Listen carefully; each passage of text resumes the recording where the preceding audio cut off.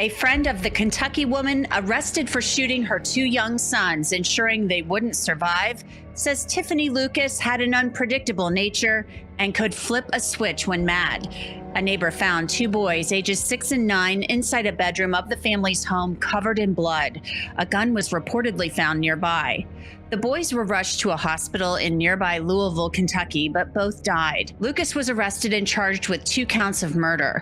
The friend, who recently spent time with Lucas and the boys on Halloween, says she believes Lucas had a dark side and said she would, quote, go off when angry.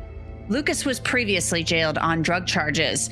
A judge declared her a danger to others and set a $2 million bond. A Kentucky woman was accused of fatally shooting her 2 young sons. This is 32-year-old Tiffanie Lucas, and she has just been accused of murdering her 6-year-old Maurice Baker Jr., who was affectionately known as Peanut, and his 9-year-old brother Jaden Howard in a bedroom. Although she appeared in court for the first time on Tuesday, the 14th day of November, 2023, not much is known about the case yet. Join us as we delve into this twisted murder case. This heartbreaking case began on the 8th day of November when the Bullitt County Sheriff's Office received reports of a shooting with injuries at a residence in Shepherdsville. The woman's neighbor had witnessed her walking down the porch stairs before collapsing.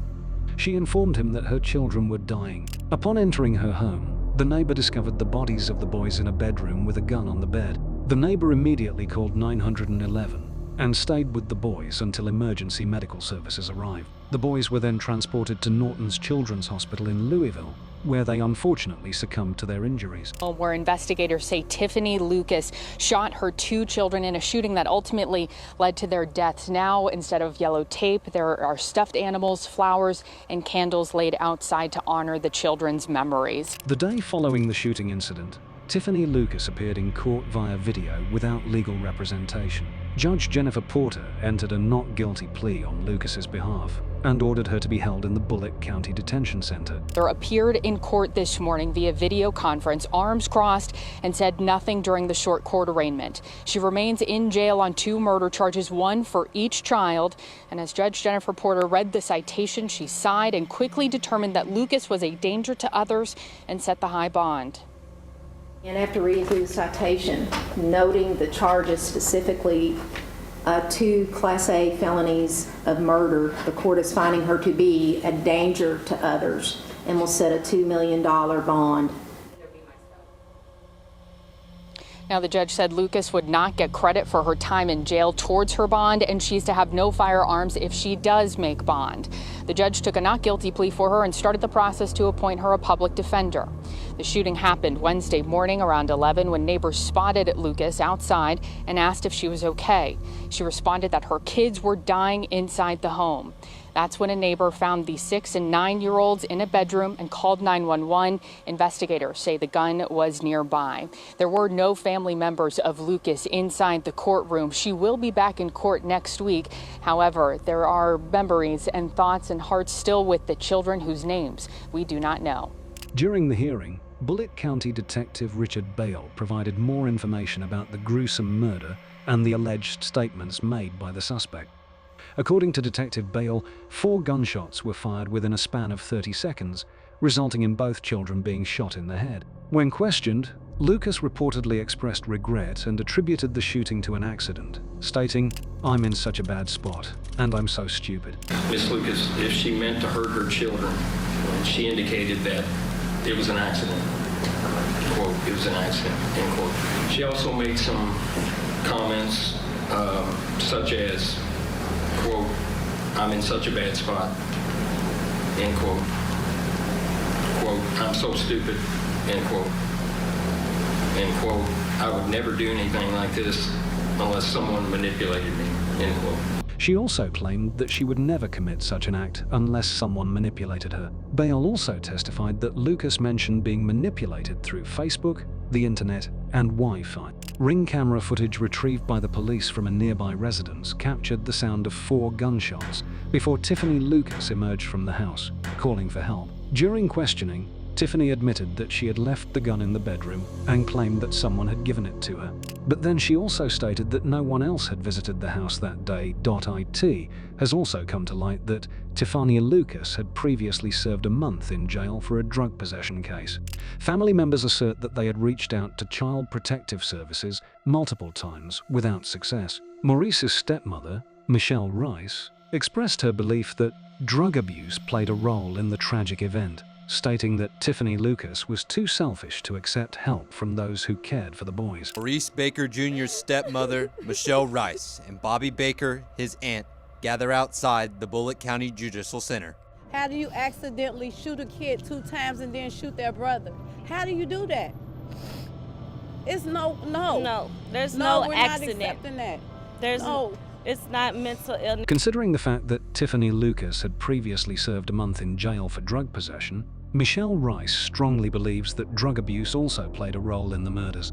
Colonel Alex Payne, who is chief deputy at the Bullitt County Sheriff's Office, revealed that the boys were actually half-brothers when speaking to the media following the trial. He spoke to Jesse Weber of the Law and Crime Network. Although he did not have enough information to share, he made sure to drop whatever information that he could concerning the developing case. Colonel Payne began by expressing just how shocked the community was at such a horrendous act. Would expect, in shock, a lot of grief,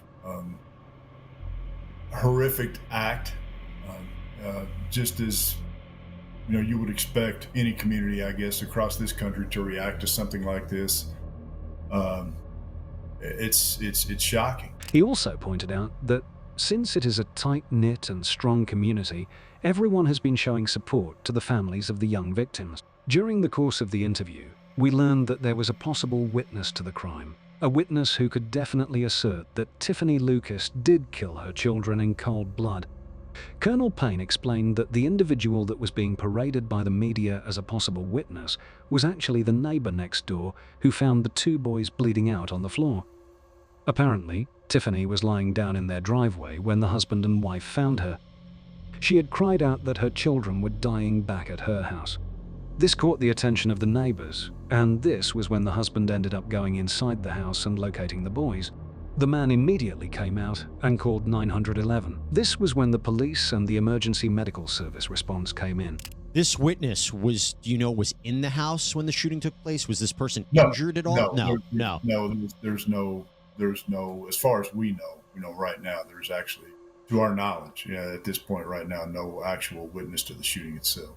Colonel Payne set the record straight and emphasized that, to the best of his knowledge, it was inaccurate to say that there was an eyewitness to the shooting.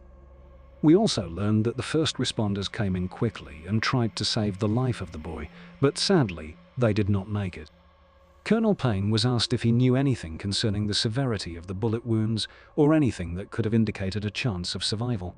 Payne expressed his pain that the boys did not stand a chance. First responders immediately come. They try to save the life. The boys died on the way to the, directly at the hospital. I mean, was there any chance? How severe were the wounds? If you could tell us, were they shot multiple times? Just trying to get a sense of what happened to them.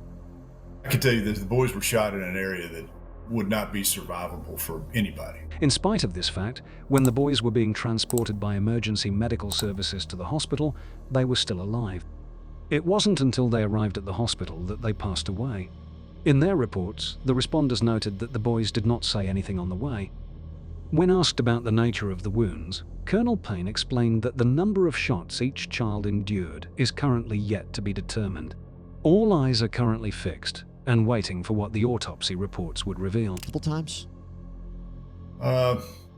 That's yet to be determined. There's that'll come out during the autopsy, so I don't want to say. Sure. Sure. Not actually having that factual information in front of me, which I don't. But it wouldn't surprise me. But like I said, I don't. I can't factually state that right now. Moving on, we also learned that the murder weapon was recovered at the home. Colonel Payne could not say anything more because the weapon and all other evidence recovered from the scene of the crime are still undergoing extensive investigation. However, he did say that the investigators are not looking into any other areas with regard to the crime because they believe that the entire incident revolves around the house alone. At that point, it was time to discuss a possible motive for the crime. First thing we thought when we heard about this case was why? What possible reason could this young and seemingly put-together woman have that was enough to make her kill her own child? He acknowledged that the motivations behind the crime could be attributed to mental illness, substance abuse, or just pure evil. Of course, there is always the possibility that it is a combination of these factors. Now, in my 40-plus years of being in this line of work, there are 3 things that I've seen, and it can be these things individually or it can be these things in combination. You can have a individual who is suffering from some type of mental illness. You can have an individual who has some type of substance abuse problem, or that individual can simply be just that evil, or it can be a combination of those things. But this is all just speculation.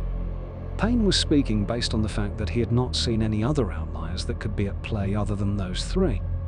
Whatever it was that was going on in the days and hours up until that shooting is yet to be determined. There is currently no evidence at this point about which of those paths Tiffanie Lucas might have taken. To be fair, it is a developing case, so it is normal that the authorities are a little short on the facts concerning the crime. Just like the public, this is the first time the authorities are coming across this family, albeit under the most terrible circumstances. In the coming weeks, we will definitely have more information as the investigators will dutifully work the case backwards to unravel the dynamics of the family. This early in the investigation, that's, we really, we will learn, as we go forward, but right now there's not just a whole lot. Let me just to be clear, all the evidence points to Tiffanie Lucas as the killer. Yes, it is still very early in the investigation, but there is nothing to suggest that someone else was involved in the shooting. Colonel Payne did admit that the authorities have been speaking to the family and everyone who knew the boys in some capacity. All these testimonies and accounts will, in time, come together and build a solid case against their killer.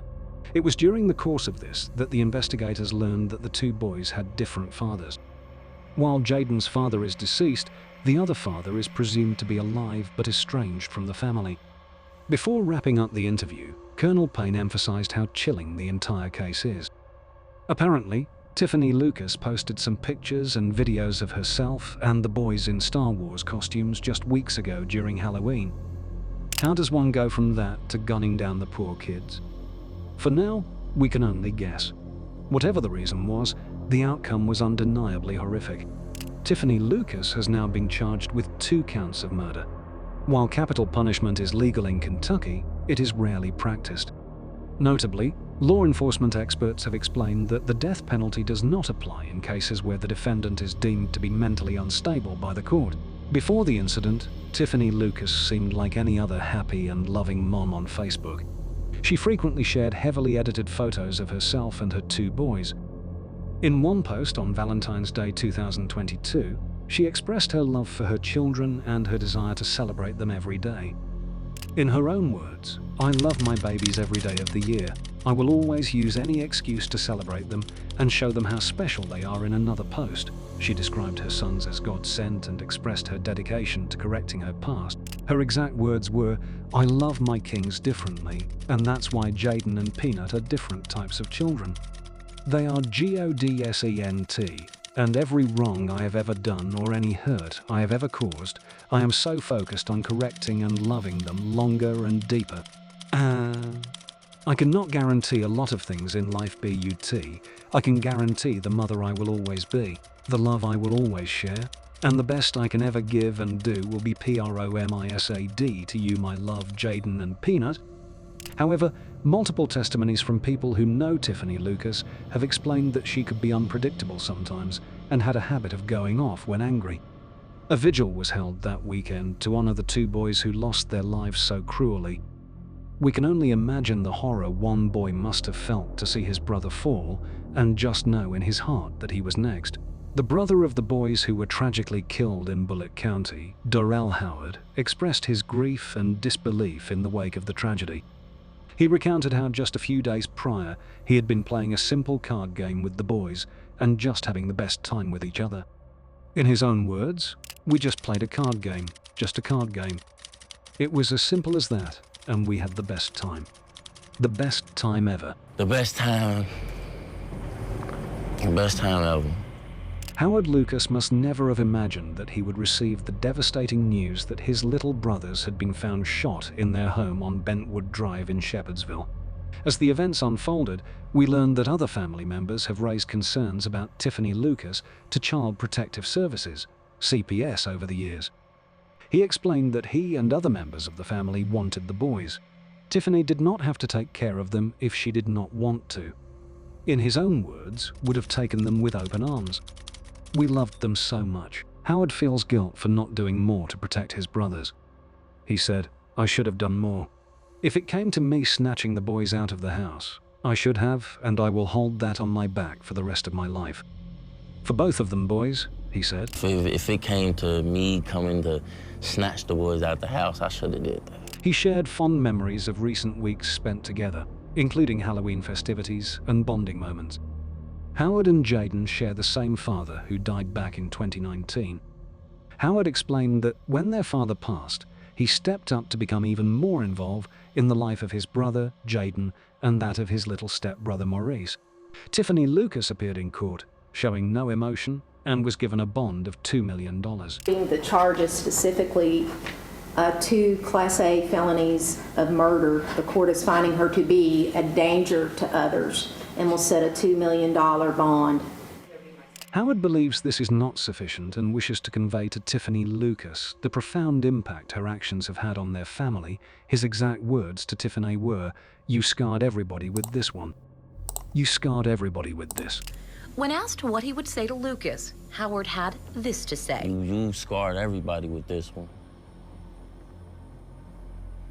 You scored everybody with this one. Despite the heartbreak, Howard finds solace in the belief that his brothers are now together and reunited with their late father. He said, "I just know Jaden and Peanut, they're together. And I know our father was probably waiting on them, waiting on both of them." As for Tiffanie Lucas, she remains in custody until her next court appearance.